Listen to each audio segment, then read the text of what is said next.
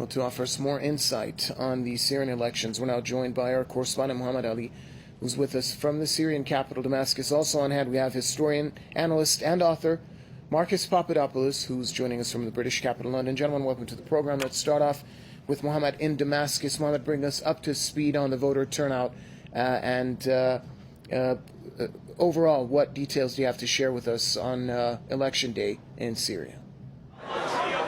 Yes. I am now at one of the electoral centers in Damascus, and large numbers of Syrians are flocking here. And as you can just hear behind me, Syrian voters are coming in large numbers to this electoral center, and they are saying that they support the election process and President Bashar al-Assad. As you can just see over here, large numbers actually raising the Syrian flag in support of the election process in general, in support of their right of their independent decision making, and also they're sending a message to those countries, Western countries, that opposed the elections and said that they are illegal. So Syrians in every electoral center almost, every electoral center and polling station is witnessing the same scene as you can just see over here. Everyone wants to vote.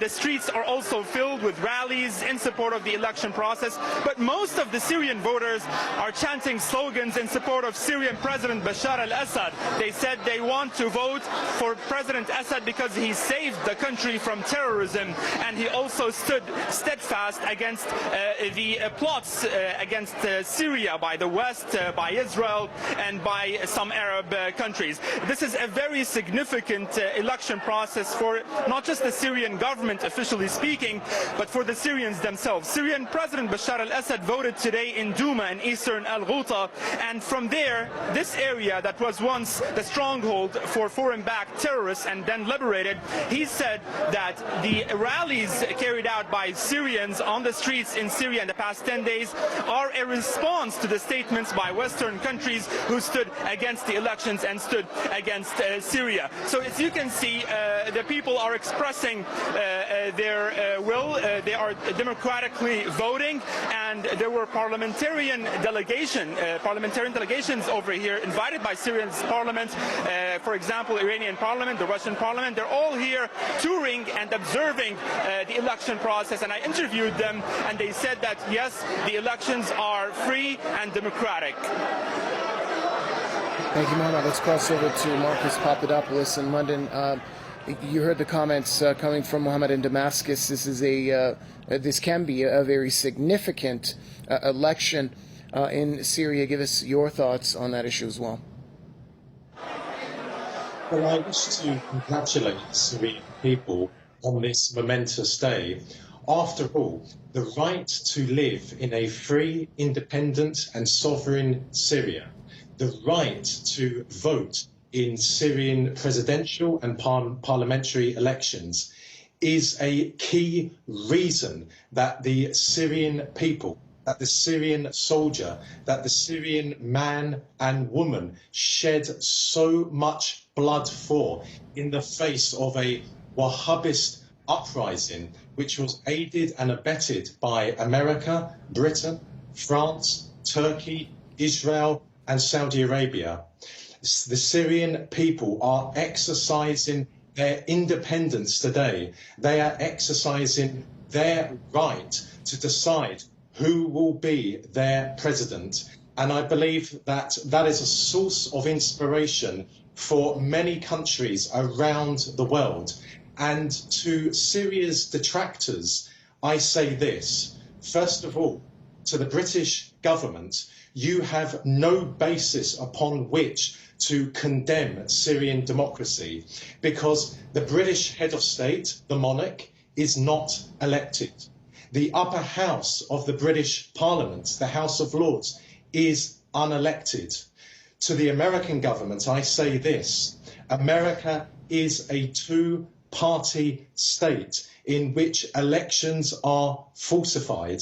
And to the European Union, I say this. The EU Commission, which is essentially the heart of the European Union, is comprised of a very small amount of people who constitute one of the most undemocratic, one of the most tyrannical, and one of the most corrupt of bodies that Europe has witnessed in contemporary times. And finally, to Syria's detractors in the Middle East, Turkey and Saudi Arabia, you two countries know next to nothing about democracy. You know next to nothing about human rights. You also have no basis upon which to condemn Syrian democracy. So my conclusion is this: the Syrian people today are voting to choose who they wish to be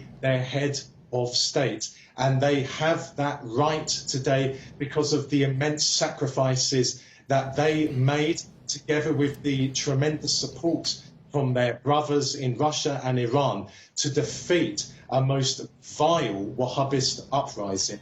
Again, I congratulate the Syrian man and woman on this wonderful day. Stay with us, Marcus. Let's go back to Mohammed in Damascus. Mohammed, what are some of the challenges that the next Syrian president will be facing in his upcoming tenure?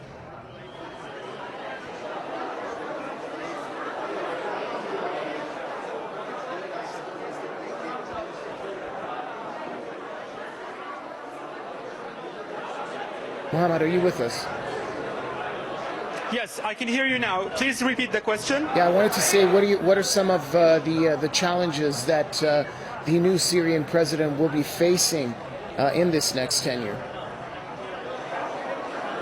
Yes, the main challenge will definitely be the economic situation in Syria. As you know, there are many economic sanctions imposed on Syria by Western countries and by the United States, sanctions that have prevented the reach of Syrians to food and medicines and basic needs. This is the main challenge, actually, for any president that will win in the elections.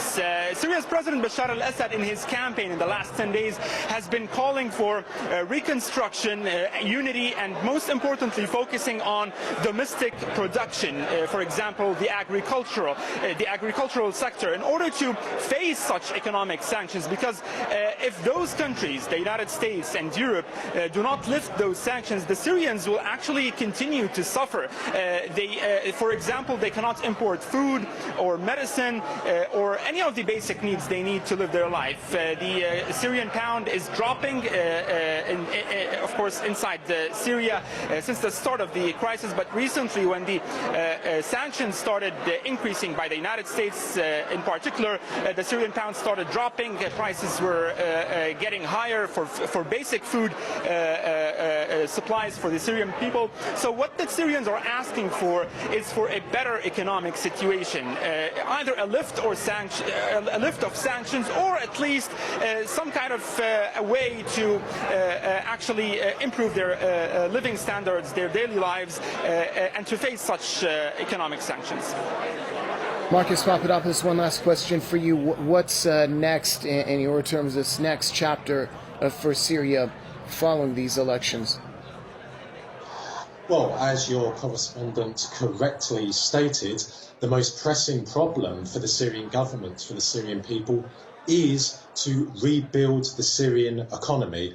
That is going to be a very, very difficult challenge, but the Syrian people overcame an almighty challenge in the form of a Wahhabist uprising, which was aided and abetted by some of the most powerful countries in the world, namely America, Britain, France, Turkey, Israel, and Saudi Arabia. So I have no doubt that even though the task of rebuilding the Syrian economy will be a complex one, it will be a grueling one, the Syrian people will overcome that. Following on from the task of rebuilding the Syrian economy is to liberate those areas in the north of Syria, in the northwest, which is controlled by a joint combination of the Turkish army and Al-Qaeda, and in the northeast, where the American army is. That will be the next task, because all of Syria must be liberated. Even though the vast majority of Syrian territory is again in the hands of the Syrian people. There are many Syrian citizens who are being controlled by the American military and by the combined force of the Turkish army and Al-Qaeda. So those are the two challenges ahead for the Syrian people. All right, thanks a lot. Muhammad Ali, our correspondent, joining us from the Syrian capital, Damascus, and also special thanks to historian, analyst, and author Marcus Papadopoulos speaking to us from